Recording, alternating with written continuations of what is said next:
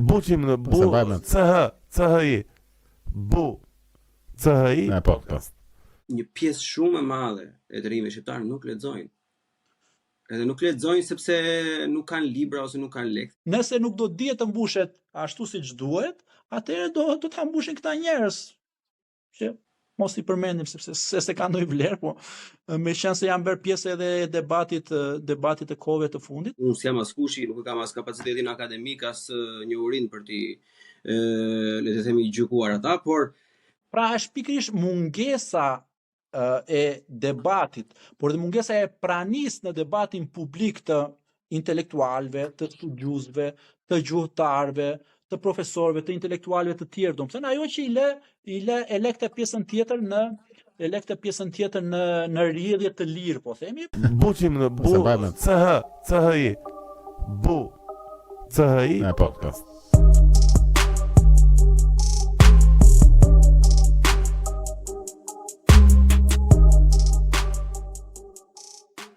me shëndet paktën ke qenë mirë. Mirë. Ajo është më kryesore, të fillojnë të gjitha pastaj. Të paktën të kesh një anë rehat, domethënë mos të luftosh me shumë fronte në të njëjtën kohë. Po. Shumë më e rëndësishme. Mirë, përshëndetje dhe mirë se erdhe në Buçi Podcast. Është për mua një nder të kem në këtë episod, edhe le të themi po më ndihmon mua në mënyrë direkte të rrisë edhe nivelin e të ftuarve në Buçi Podcast, edhe besoj që edhe nivelin e bisedës mbase mund të cekim e mund të themi disa gjëra që të paktën unë vetë nuk mund t'i formuloj dot në vetmin time, por edhe mbase që edhe në vendet e tjera nuk thuhen aq lirisht. Kështu që mirë se erdhe dhe përshëndetje, mirë se gjeta. Tani ky lloj prezantime dhe këtë lloj gjërash që më the sigurisht që më miklojnë sedrën edhe uroj që të mos të zhgënjej së paku dhe të jem në ato pritshmëritë e tua. Jam të jetë i sigurt pasi miku i bashkët është Vullneti dhe thjesht duke u nisur nga Vullneti jam plotësisht i sigurt të më thënë që jo vetëm që do jarish pritshmëritë, po edhe më sipër. Se jeni të dy modest, e kam vënë që e keni pikë të fortë, kështu që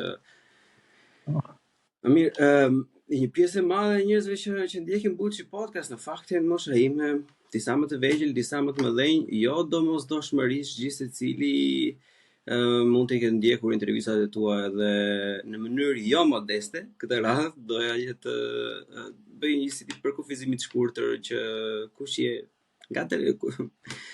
jeni edhe nga vini, si tek ai emisioni i News 24-s në mëngjes. Po ky problemi i njohjes dhe i vetë njohjes së njeriut është kompleks, domethënë, po unë vi nga Berati me origjinë vendlindja ime. Pra jemi patriot në një farë kuptimi. Studimet e mia universitare i takojnë botës gjuhësisë dhe të letërsisë. Kam kryer Universitetin e Tiranës dhe pas Universitetit të Tiranës kam bërë edhe një shkollë post universitare, domethënë, për studime letrare. Nuk e kam përfunduar procesin e doktoraturës, e kam lënë për gjysmë siç përgjithsisht na ndodh ne që merremi me shumë gjëra njëkohësisht dhe njëkohësisht lëm ato që ndonjëherë janë më të rëndësishme për jetën tonë profesionale dhe merremi me gjëra të tjera. Sigurisht jam aktiv në median e shkruar kryesisht prej shumë vitesh tashmë, ndoshta që prej vitit 2007-2008, kështu që duhen numëruar sa vite janë bërë. Kryesisht jam përqendruar në dy fusha kryesore, po themi atë të aktivizimit publik, qoftë me pjesëmarrjen time, po qoftë edhe me angazhimin tim pse jo edhe politik, por edhe në fushën e studimeve letrare me kritik letrare në gazeta në gazeta të përjashme që kanë si fokus tyre letërsinë dhe artin. Pra pak a shumë ky është angazhimi im i drejtashëm. Letërsinë dhe artin, mirë, nëse mund të rikujtohet, domethënë që përkërjes që kur ke qenë adoleshent ose më përpara ose më vonë, si e ke vendosur atë çfarë do studioje në atë kohë? Po tani të gjithë kur vjen një kohë thonë që neve kemi pasur ëndra, neve kemi planifikuar këtë që do ndodhe, por nuk jam te kjo pjesë. Sigurisht ka një shtys dhe unë duke punuar tani edhe për një kohë gjatë edhe me mësimdhënie, kuptoj që rolin e madh që mund të ketë mësuesi tek nxënësi, edhe tek mua themi pak a shumë e njëjta gjë ka ndodhur. Është pikërisht ajo dashuria, po themi, e fëmijës e nxënësit për mësuesin lehtësisë, ose atë se si ai ka arritur t'ja përçoj, po themi, lehtësinë, veprat letrare, artin në përgjithësi, ajo që më ka ngacmuar dhe më ka futur pastaj në këtë, po themi, në këtë ullin. Pastaj lehtësia dhe arti është një botë e pafundme që është një det që nuk sado të ecësh dhe sado të lexosh dhe sado pastaj të studiosh, gjithmonë e shikon se sa i paaft je për të arritur atje se ku duhet. Ne kuptoj. Në rregull. Letërsia dhe arti është diçka që në sytë e mi, se unë këto kohët e fundit, le të themi, bile për të qenë i saktë, edhe pse mbase mund të jem pak i vonuar këtë gjë. Nëse do jem shumë i sinqert me veten, le të themi këtë vit, një vit e gjysmë, 2 vitet e fundit e kam vënë re që letërsia dhe arti në rinin shqiptare mungon shumë, mbase do të ishte diçka që unë do ta kisha vënë re më përpara. Duke u nisur nga vetja i pari, ka vura re që lexojmë shumë pak. Unë nuk i kam mbushur akoma 2 vite që kam filluar të lexoj rregullisht dhe një nga gjërat më të këqija që mund të kenë ndodhur, domethënë për formimin tim, ka qenë se pjesa që prej gjimnazit edhe deri në moshën 24 ose 25 vjeçare unë nuk kam lexuar asnjë libër. Që i 6 vjet ka qenë domethënë një djerë totale e leximit tim. Edhe kjo ka shumë faktor. Një nga këto, siç e përmendë ti përpara, faktin që se si ja ka shprehur mësuesi, neve na e kam bërë gogol, edhe unë nuk e shifja dot me sy, domethënë vetëm thjesht ideja rreth asaj më stresonte dhe më bënte që mos ta doja, por normalisht edhe pak përton njeriu, edhe dopamina e shpejtë, rrjeteve sociale, ka mënyra të tjera informacioni, e ke parasysh gjëra të tjera. Po kjo nuk e heq me një anë atë, le të themi, përgjegjësinë time personale. Kur fillova përsëri dhe kur u interesova përsëri, normalisht ishte shumë e vështirë në fillim të futej edhe të kapje një libër me dorë, edhe të ulesh edhe të lexoje më shumë se sa 13 apo 15 faqe, duke i gogol që në fillim duke shumë e pamundur. Edhe ke arritur tani që është thjesht një pjesë e ditës leximi ose dëgjimi, unë konsumoj të dyja varet se ku jam, domethënë, ose audiobook ose kështu. Gjithsesi tani e kam vënë re që një pjesë shumë e madhe e të rinjve shqiptar nuk lexojnë. Edhe nuk lexojnë sepse nuk kanë libra ose nuk kanë lekë, thjesht nuk lexojnë sepse nëse unë mendoja që do vinte një ditë që do ishte cool të lexojë libra apo se të ishe i mençur, në sytë e mi duket sikur ajo frika që kishim ne që të ishte nxënës i mirë të tallin, tani më është forcuar akoma më shumë. Tani je akoma më i keq dhe akoma më legend dhe akoma më budallar nëse lexon. Jam në panikun, domethënë po i trash gjërat më shumë se ç'janë, apo si është i shefti këtë fenomen? Në radhë parë unë besoj tek edukimi me sistemin e të lexuarit. Pra është një proces i cili mund të vijë nëpërmjet të marrurit gradualisht me atë gjë. Jo domosdoshmërisht njeriu duhet të lexojë shumë e parë dhe jo domosdoshmërisht leximi të bën më të mençur. Sepse pra e para kjo. E dyta, në botën e sotme, teknologjia, zhvillimet, por edhe angazhimet që kanë ose prirjet që mund të kenë të rinjt, jo domosdoshmërisht duhet ta kenë të gjithë fokusin tek leximi, sepse ashtu siç e thatë dhe ju, bota e sotme, pavarësisht se tani jemi më në ekstrem që teknologjia pothuajse e ka zvendësuar në masë të madhe librin dhe të lexuarit, dhe ky është problem. Dhe e treta që mendoj është që njeriu duhet t'ja ushqej vetes të lexuarit.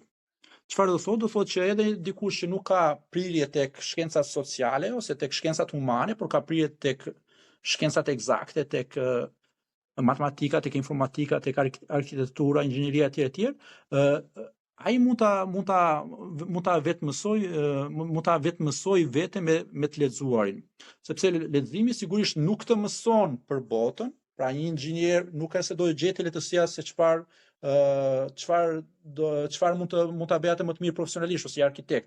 Por leximi e para të jep një lloj kënaqësie, sepse njeriu është një qenie komplekse, një qenie që ka nevojë për ushqim, pse jo dhe ushqim shpirtëror që leximi dhe bota e lehtësisë po themi mund ta plotësoj disi sa mund ta plotësoj, por njëkohësisht mund të shërbejë edhe për pasuritë të leksikut, për pasuritë të fjalorit, për hapjen e diapazoneve të reja. Është ajo fakt që e thot Umberto Eco, shkrimtar dhe studios mjaft i njohur, i cili thot ai që ka jetuar 70 vjet, 75 vjet, ka jetuar vetëm një jetë.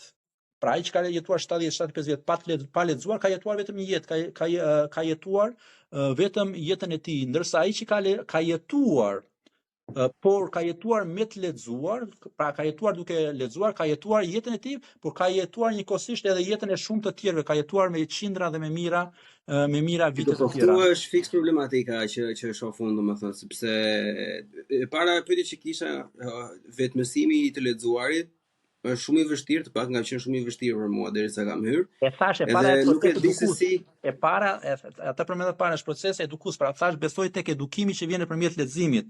Pra edhe mua, edhe tek mua nuk ka qenë gjithkohon, por doli një mësues atje në gjimnaz ku unë jepja mësimin, I cili më bëri të dashur lehtësinë. Dhe unë pastaj vazhdova për lehtësi edhe ajo më kryesorja shpreha që jeton disa jetë. Fenomeni më I keq për momentin është me anë të social mediave, njerëzit mund të jetojnë diku te 200-300 jetë pa jetuar jetën e tyre fare. Ja, pikërisht kjo është. Ata jo që nuk jetojnë jetën e tyre, por ata nuk jetojnë jetën e tjerëve, por ata jetojnë duke parë tek vrima e Chelsea nga jeta e të tjerëve. Pra, social media, të gjitha këto, por se edhe këto rrjetet sociale nuk janë si gjë. Patjetër, nuk janë të jetuarit e jetës së tjetrit, janë të gjurmuarit dhe të parit fshehtazi nga jeta e tjetrit. Është pak a shumë ajo që është dhe tek këto reality show Big Brother e të tjerë, domethënë që pse kanë ato ndjekës dhe shikueshmëri shumë të madhe, sepse pikërisht është kjo lloj boshësie që njeriu ndjen nga jeta e vet dhe do të shofi tek jeta e tjetër, se një person që ka ose një individ, ose njëri që është informuar dhe ka jetën e vet të mbushur plot nga të gjitha aspektet, nga të gjitha dimensionet, nuk ka nevojë të shohë se çfarë bën tjetri 24 orë, se çfarë bën tjetri pikërisht në atë normalisht që duhet të ishte intimiteti I botës tjetër, sepse njeriu nuk ka vetëm jetën, po themi, jetën e dukshme, atë që shihet, ka dhe botën e tij intime dhe atë intimitetin e tij nuk ka pse e ndan me tjerë, sepse në intimitet njeriu, siç janë gjithë njerëzit, domethënë, do pikërisht të ruaj atë privatësinë e tij. Pikërisht. Edhe, shiko, jo është dhe një temë jo e mëveshme, por diçka është jashtëzakonisht shumë e fortë në Shqipëri, domethënë ndryshe ose edhe në Ballkan. Nuk është se po do të them tani Shqipëria kështu, Shqipëria ashtu është e keqe, jo domosdoshmërisht. Por është fenomen jashtëzakonisht shumë I përhapur dhe I fortë, që është bërë pjesë e kulturës edhe madje edhe e përditshmërisë. Ka vëshkuar deri në atë pikë sa edhe llotot më japin Big Brother, e kupton që s'ka ndodhur asnjëherë përpara. Se mund të ishim ignorant apo konservator përpara, apo vërja emrin si të duash, tradicional të prapambetur, por të paktën kishte diçka, ato pas thënë që nuk shihnin burra telenovela edhe tillë, po tani ka krijuar një lloj fryme, kjo ka hyrë, ka hapur tentakulat aq shumë edhe aq thellë në shoqëri, sa I madh dhe I vogël, gjysh, prind, nip, mbes, domethënë çdo njeri rrotullohet rreth saj. Kjo është çështja, nuk është çështja. Unë nuk po them të jetë një libër, mund të jetë një diçka tjetër, mund të jetë një tjetër format emisioni, mund të jetë le të themi një quiz, na ka marrë malli, unë kur kam qenë në gjimnaz ose më I vogël, kishte emisione me quiz që kënaqeshim, mundoheshim të gjeni vetëm përpara shumë rralli shohim tash. Emisione për libra, domethënë nuk e di, nëse ka, po mbase është dhe problemi im që si kam. Thuaj se nuk ka. E kupton, janë disa gjëra që Unë e kam luftuar shumë këtë në gjatë gjitha episodeve të podcastit, që jemi në 104 tani që po flasim, edhe gjatë gjithë kohës më kanë thënë o Buçi, pse ç'a bën Buri dhe pse merresh me kështu, pse do i mësosh njerëz se kot, bëjnë ai për Big Brother, do marrësh klikime, bëjnë ai për puthen, do të shohin, do çash, do bëhesh viral etj, po s'është e para fare sepse unë nuk i ndjek dot. Është e pamundur, nuk mund të ulem edhe të shoh diçka më shumë se gjysmore që nuk ka bërtham.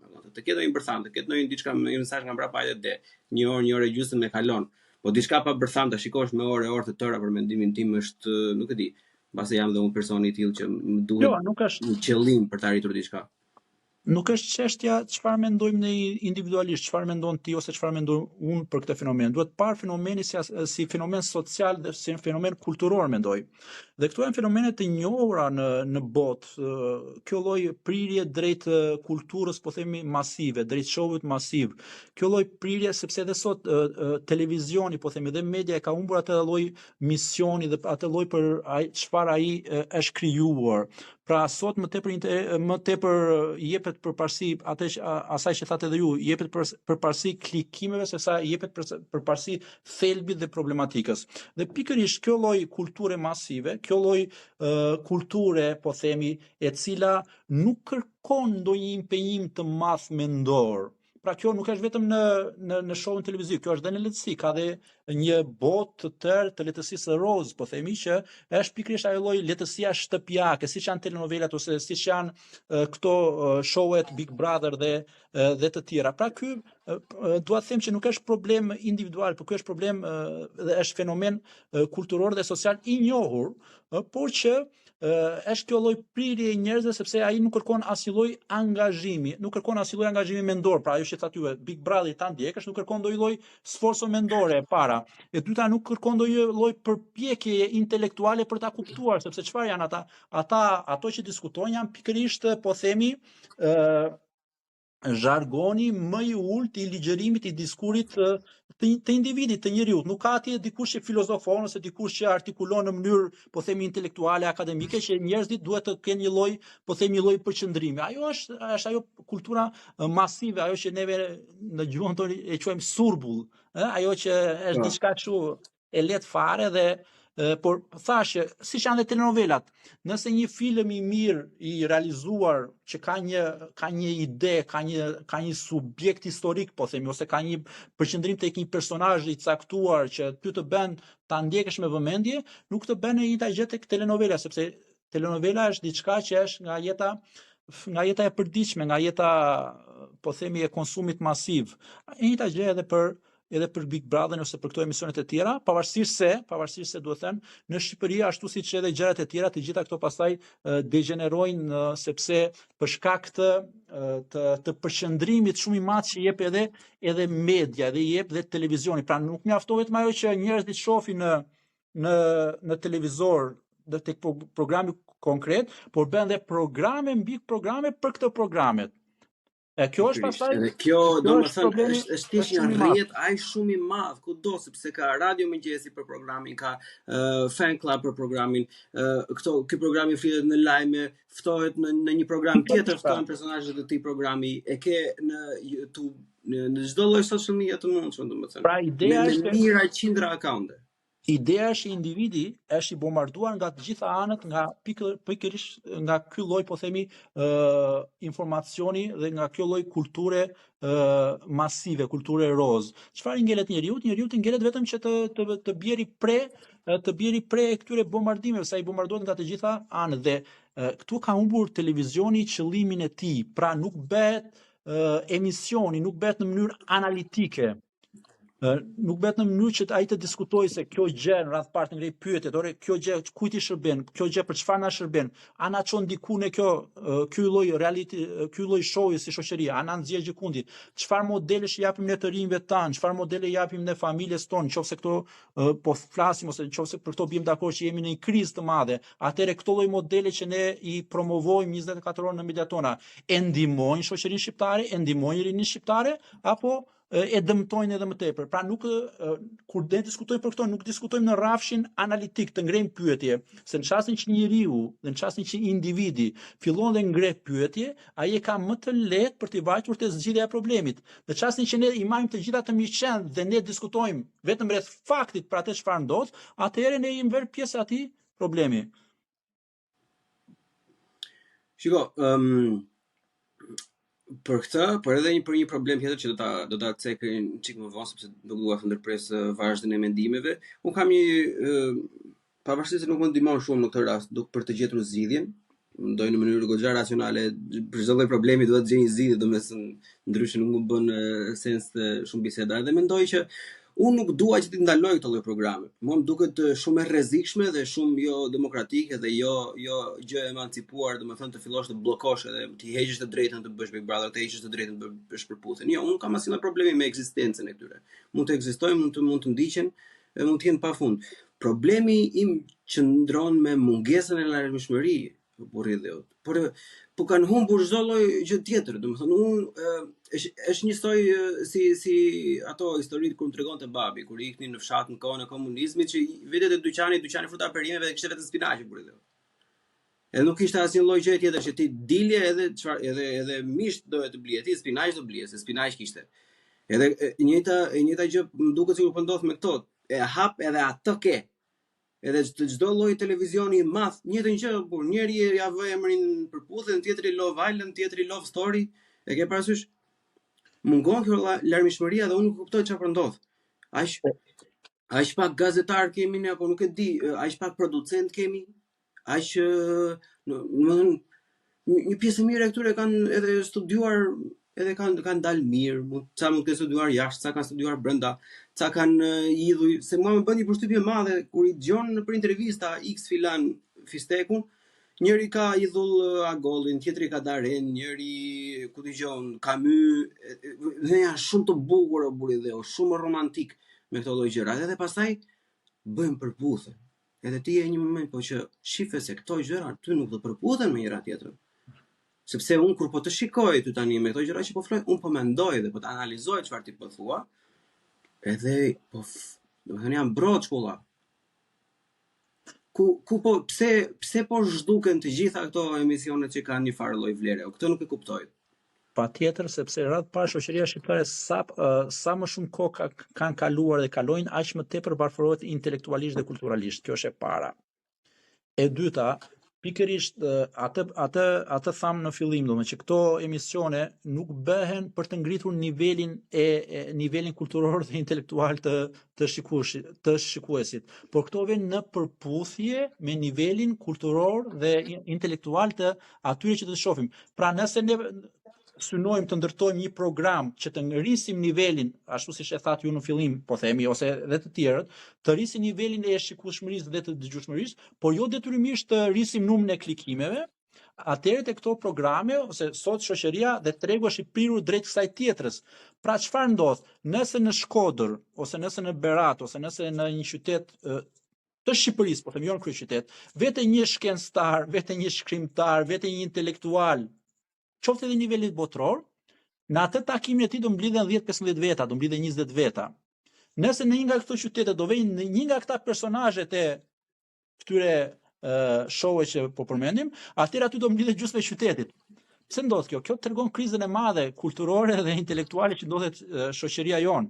E para dhe e dyta, në gjithë këto vite nuk është bërë asnjë gjë për ta përmirësuar këtë situatë. Përkundrazi është shtjelluar, ju vetë thatë që janë shtuar emisionet. Pra nëse dikur ka pasur 2-3 emisione për librin, sot nuk ka asnjë emision për librin, por ka 2-3 emisione më tepër të kësaj natyre. Nëse dikur ka pasur emisione që flisnin për historinë, po themi të Shqipërisë ose për historinë e botës, ose radio televizioni shqiptar ka pasur sektore më vete, po themi, ka pasur për bujqësinë, ka pasur për kulturën, ka pasur për arsimin, ka pasur për tjera, ose edhe televizionet tjera kanë pasur emisione për librin. Sot janë shtuar, janë zhdukur këto emisione dhe është kjo lloj prirje dhe kjo lloj tendence. Jo vetëm këto emisione, por tani janë shtuar edhe personazhet e këtyre rrjeteve sociale të TikTokut edhe këto. Madje këta personazhe jo vetëm që bëjnë jetën e tyre në këto rrjete sociale, se aty mund të jetë dikush do të futet dhe të ndjek, dikush nuk do të futet, por tani më edhe media qendrore dhe media po themi serioze, po i bën ata pjesë të paneleve televizive. Pse i bën pjesë paneleve televizive? Sepse pikërisht është ky lloj synimi, jo drejt po themi, jo drejt përmbajtjes, jo drejt thelbit të gjest të diskutimit, por drejt formës, drejt show-ut, drejt klikimeve. Pra lufta më e madhe. Mos është pak si shumë shqiptare kjo na mirë si gjë që ti marrësh, domethënë çdo gjë fëmijë, ti marr ta marr të glabërosh, domethënë TikToku nga Instagrami vetëm mirë, ka pa vetëm dua ta ke mund ta marr unë parë në intervistë të thoj një balli tjetër të mua, të lej namin te emisioni im që emisioni im të bëhet i madh kështu. Patjetër, pra ky është problemi, po them, ky është një problem, nuk është problem i gjithanshëm, pra është problem shoqëror, është problem intelektual, është problem dhe politik, sepse edhe politika në gjithë këto vite nuk ka bërë asnjë gjë për ta edukuar qytetarin shqiptar, po them. Përkundrazi, politika ka vijuar dhe vijon të induktoj tek ai pikërisht perversitetet më të mëdha. Domethënë duke zhveshur nga çdo lloj vlere, nga çdo lloj parimi, nga çdo lloj normaliteti dhe duke i stimuluar atij pikërisht ato vestet, duke i stimuluar atij epshe, duke i stimuluar pikërisht atë anën e errët që mund të jetë brenda njeriu, por duhet dikush që ta stimuloj për ta nxjerrë në pa. Pikërisht pra është një përzierje, po themi që vështirë në situatën në cilën jemi do marri zgjidhjen e duhur. Zgjidhja. Është fjala ky që fiks domethënë për ta vazhduar bisedën. Ka zgjidhje? Një. E dyta. Si mund të duket si do të dukej një zgjidhje? Çfarë mund të bëjë një person? Jo domosdoshmërisht një drejtor, jo domosdoshmërisht një pronar mediash, po mund të bëjë ndonjë gjë njeriu në përditësi. Domethënë kemi shpëtim apo është thjesht diçka që ne do mbështetemi dhe do presim, domethënë që ose të shkatërrohet deri në fund ose të ngrihet deri në fund. Ideja që ne diskutojmë edhe unë e thash dhe unë jam i parimit që njeriu në gjithçka duhet të ngrej pyetje dhe duhet të jetë analitik. Në çastin që shoqëria do fillojë të ngrej pyetje, nëse nuk do vemi tek zgjidhja ideale, por do ta kurojmë sadopak problemin.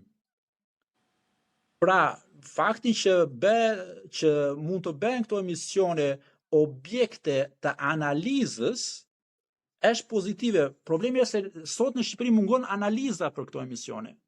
Mungon analiza për këto fenomene. Mungon analiza për arsimin.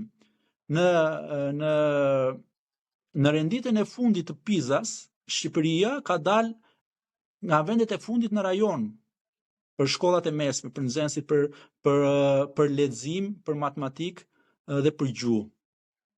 Dhe sot e kësaj dite, pavarësisht se ai raport ka disa muaj që ka dalë, në Shqipëri nuk ka një lloj debati publik dhe debati intelektual se ku është duke vajtur shkolla shqiptare.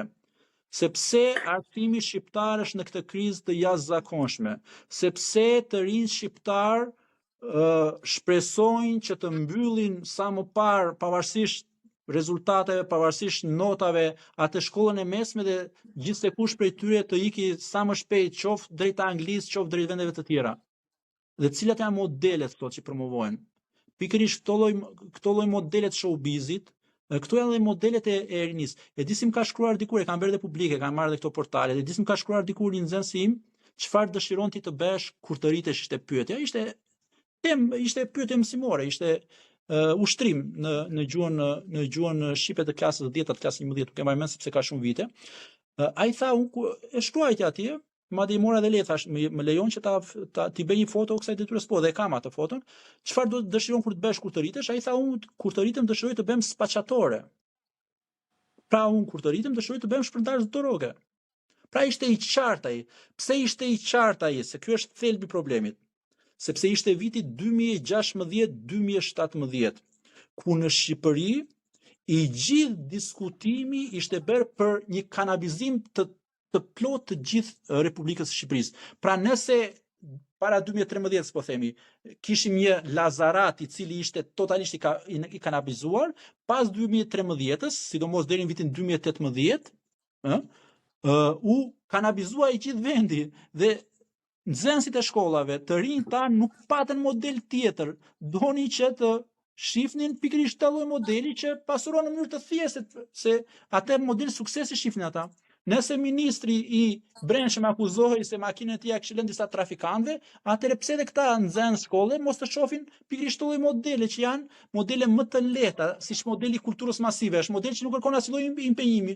Dhe këto, sepse të vazhdosh shkollën, të studiosh, të vrasësh mendjen, të rish me orë të tëra, është impenjuese, është impenjative dhe jo domosdoshmërisht që në fund po themi ka një lloj suksesi të garantuar, sepse është tregu i punës e tjerë që ty do duhet. Ndërsa kjo rrugë në Shqipëri ka rezultuar lehtë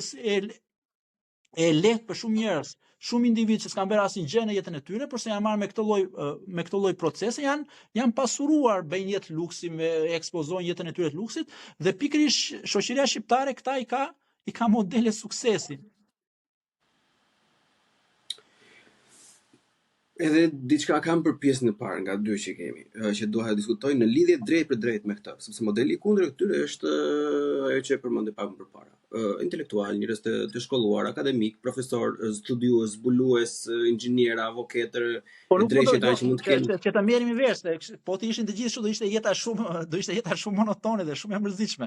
Nuk e kam që është vetëm ky model, por shoqëria ka nevojë. Jo, ai është modeli më i madh, e kuptova edhe unë. Ai është modeli më i madh. Shoqëria ka nevojë të jepë disa modele të tjera, pra ka nevojë që aty do dalë tek modeli tjetër. Edhe kam fiks me këtë debatin e kohëve të fundit me fenomenin Dalipa edhe gjua shqipe, me që ti dhe i përket fushës, domethënë edhe Mahamena që kemi mendimet e tua të forta me pjesën se si deti Kaspik mund të jetë deti e Kap edhe Sik. Edhe këto gjërat kështu domethënë që jemi te kultura masive, ajo që thash, jemi tek letërsia masive, jemi tek showi masiv, jemi tek një mënyrë masive interpretimit të gjuhës. Ajo është e lezetshme kuptimin që të argëtohesh për argëtim, po aq, domethënë nuk. Po pjesa që doja të kapja unë është reagimi që vjen nga pjesa e ashtu quajtur intelektuale dhe akademike, në mes të tyre fatkeqësisht njerëz që unë kam shumë për zemër edhe vetë për punën e tyre. Sa unë jam në dini, është krijuar një lloj peticioni që këtyre individëve mos t'i jepet kohë televizive etj që unë shoh domethënë se një lëvizje jashtëzakonisht diktatoriale dhe shumë të turpshme nga individ që duhet të jenë shembull i shoqërisë për shprehjen e mendimit. Pse këta profesor që janë me doktoratura ose nuk e di çfarë titullish mund të kenë, që shumë mirë mund të kenë merituar me gjitha meritat e tyre, unë s'jam as kushi, nuk kam as kapacitetin akademik, as njohurinë për t'i le të themi gjykuar ata, por pse këta individ që i përkasin një strese relativisht më sipër se sa ato që po flisim pak më përpara TikToku, në vend që të thonë, ore zotri, merre Bleonin, merre Namirin, do ta debatoj unë. Nuk do t'i them, nuk do t'i flas atij unë ose t'i mbush mendin atij. Ti flas publikut, ti them publikut që shife. Kjo gjëja që ky filani po thotë është shumë e bukur, të treq. Është karamele, është limonadë, të kënaq, është shumë gjë e bukur nëse do ishte vërtet. Por, e vërteta shkencore është kjo. Ose të vërtetën shkencore nuk e dim se s'kemi fonde, nuk na lë njëri ta studiojmë. Pse nuk e bëjnë ata këtë në një betejë, në një kolose televiziv, të ndeshin atje idetë që njerëzit në fillon ore dalë valla tani se okay, ky që nga shumë i bukur edhe ne jemi më të mirët, më të vjetrit, çdo një popull ka ardhur nga ne, po edhe ky tjetri që ka studiuar të jetën e tij, budalla nuk është, dy fjalë di, kështu që dalë ta vrasin në një mendje që kush ka të drejta, kush nuk ka të drejta. E kupton? Pse ata që duhet të jenë shembull i përparësisë, duhet të jenë shembull i perëndimit, i hapjes, i lejimit të ideve, i debatit të fortë, i diskursit publik etj, janë pikërisht këto persona që bien në një lloj grope të një lloj ideje diktatoriale, ti mbyllësh gojën dikujt që nuk ka qenë në të keqe për mendimin tim, se sa ti ndalosh me peticion apo me ligj apo me rregullore fjalën dikujt, është shumë e turpshme. Patjetër, merren sa ndalosh sa po, patjetër. Shiko, domethënë të gjitha problematika në Shqipëri janë komplekse. Dhe të gjitha natyrisht janë të lidhura me njëra tjetrën. Për shembull, ne ose këta peticionistë, po themi, bëjnë peticion që këta të tjerë mos të dalin në media, ndërkohë që ne kryetarët e Akademisë së Shkencave kemi një person që në 30 vitet e fundit nuk ka si punim shkencor. Pra kryetari i sot të Akademisë së Shkencave të Republikës së Shqipërisë është një person i cili në jo 30 vite, sepse tani 30 vite jemi mësuar, ka kaluar 34 vite, 33 vite, nuk ka asnjë punim shkencor, është marrë gjithë jetën me një parti politike.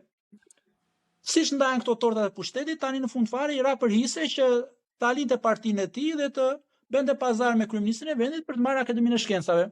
Pra, pikërisht fakti që Akademia e Shkencave drejtohet nga këta njerëz ose nga ky lloj modeli, atëherë i jep të drejtë këtyre tjerës që dalin gjithë ditën në televizor dhe ta shajnë këtë lloj modeli. E para. E dyta, unë padyshim që jam jo me këtë, nuk është rruga e duhur dhe mënyra e duhur që ne t'i ndalojmë, t'i mbyllim gojën ose këta njerëz mos lejohen të dalin në media dhe në televizione, sepse unë e kam vënë re dhe gjithkohon e kam menduar që përsa kohë që kjo pjesa tjetër nuk del në televizione, kjo pjesa tjetër nuk bëhet pjesë e debatit publik, qoftë për çështjet e gjuhësisë, qoftë për çështjet e përardhjes, qoftë për çështjet e etimologjisë, atëherë kësaj pjesës tjetër do t'i gjelet për të sqaruar këto gjëra. Sepse është më e lehtë ose më e bukur për njerëzit është ta dinë që ne jemi pasardhës e pellazgëve dhe nga ne rrjedhin të gjithë të tjerë, sesa kjo pjesa tjetër që nuk del fare dhe ose të dalin dhe thonë që ne nuk e dimë se kush janë parasit tanë. Ose më interesante është çështja, pra është pikërisht ajo, është më karamele, çështja ta pranosh Shqipen si nënën e gjuhëve të botës, sesa të thuash që Shqipja është një gjuhë e dokumentuar relativisht shumë vonë. Pra është pikërisht mungesa e debatit, por dhe mungesa e pranisë në debatin publik të intelektualëve, të studiuesve, të gjuhëtarëve, të profesorëve, të intelektualëve të tjerë, domethënë ajo që e lë këtë pjesën tjetër në rrjedhje të lirë, po themi, e para kjo, e dyta sigurisht që kjo ka dhe të bëjë dhe pikërisht me atë që thash me media, sepse media shpeshherë ajo që tham dhe pak më parë, i përdor këta personazhe pikërisht për të thithur audiencë, sepse të thrasësh, po themi, një akademik ose të thrasësh një gjuhëtar në televizion, është e mërzitshme, është monotone. Ai do filloj jo domosdoshmërisht, në qoftë se e ke vërtet dëshirë të nxjerrësh diçka përpara, në qoftë se edhe ai moderatori është vërtet interesuar, unë kam vënë edhe me podcastin, unë s'kam asnjë eksperiencë burr. Unë jam një individ, për shembull, është një shembull perfekt fare që kam nisur nga një person që mezi lidhet dy fjalë. Në fillim fare kur flisja me njerëzit që mundohesha ta artikulohesha në një gjuhë pak më të lartë, që t'i afroj gjuhës standarde shqipe etj. Edhe me kalimin e kohës njerëzit e vinin re, kur isha unë interesuar për të ditur diçka ose kur isha unë interesuar për të bërë një farë lloj debati ose një diskutimi rreth një teme të përcaktuar, atëherë njerëzit e pëlqenin më shumë. Po kur individi e ftonte dikë ose nuk fliste rrjedhshëm ose që nuk e kisha dëshirën e madhe për të ndarë diçka, atëherë e ndjen edhe njerëzit dhe nuk i interesonte. Edhe unë mendoj që një pjesë e këtyre që janë edhe profesora, domethënë edhe tjerë, kjo që sapo folëm pak më përpara, janë njerëz që jo domosdoshmërisht të bëjnë me dëshirë atë që bëjnë. Edhe njerëzit domethënë edhe kur ftohen nëpër vende të ndryshme, kemi një farë lloj, nuk e di, një lloj radari, nuk e di, shpirtërora që e vëre që njeriu nuk e ka më shumë qef kur flet për atë gjë që po flet edhe ta transmeton ty edhe bëhet të mërzitshme. Si profesorja ime e letërsisë për shkakun që është komplet e kundërta e profesorit tënd. Patjetër, sepse është dhe kjo që pikërisht ta njerëzit që merren ose profesorët universitetit kanë ngelur tek ajo, tek pjesa universitare, tek pjesa mësimdhënëse, tek pjesa shkencore dhe nuk arrin dot që ta japin atë në mënyrë divulgative, pra atë që është shkencore ta japin për ta kuptuar njerëzit e tjerë dhe për ta kuptuar shoqëria. Thelbi i kësaj është që e para këta njerëz nuk mund ndalohen sepse më rënd është ndalimi i tyre se sa lejimi i tyre, në aspektin shoqëror, po themi, e para dhe dyta, këta janë produkte kryesisht të mungesës së pjesës tjetër. Pra duke lënë terrenin etimologjik, terrenin gjuhësor, terrenin historik, duke lënë do ta mbushë, është vetë nevoja shoqërore për të mbushur diçka. Është ai ligji i kompensimit është ligj natyror, domethënë, nëse nuk e mbush me atë që duhet, do mbushet me atë që nuk duhet. Nëse nuk do dihet të mbushet ashtu siç duhet, atëherë do ta mbushin këta njerëz. Që mos i përmendim sepse se ka ndonjë vlerë, po meqense se janë bërë pjesë edhe e debatit të kohëve të fundit, por sigurisht që në përgjithësi tezat e tyre për ata që kanë njohuri qoftë nga gjuha, qoftë nga historia, qoftë nga njohuri shkencore, po themi, janë në masë të madhe nuk janë janë qesharake, janë një emision i ka bërë një emision në Shqipëri. Portokallia ka pasur një personazh që bënte pikërisht prejardhjen etimologjike të fjalëve, domethënë ai është e njëjta gjë, si ta bëj ai. Bile ka qenë para shumë kohësh. Po, siç ta bëj profesori portokallis, dhe ta bëjnë këta. Po. Ne do ta ndajmë sepse dua që ti ndaj temat edhe dy episode të ndryshme. Unë të falenderoj një herë për pjesën e parë. Se na duhet të bëjmë këtë mbyllje pak fallse që njerëzit duhet na ndjekin në të gjitha rrjetet sociale që ofrojmë. Episodi si gjithmonë ka dalë përpara në Patreon, ku ju mund të na mbështesni drejt për drejt, edhe ju do të dëgjojmë episodin tjetër. Unë do të bëj pauzë dhe fillojmë regjistrimin. Bu CHI podcast.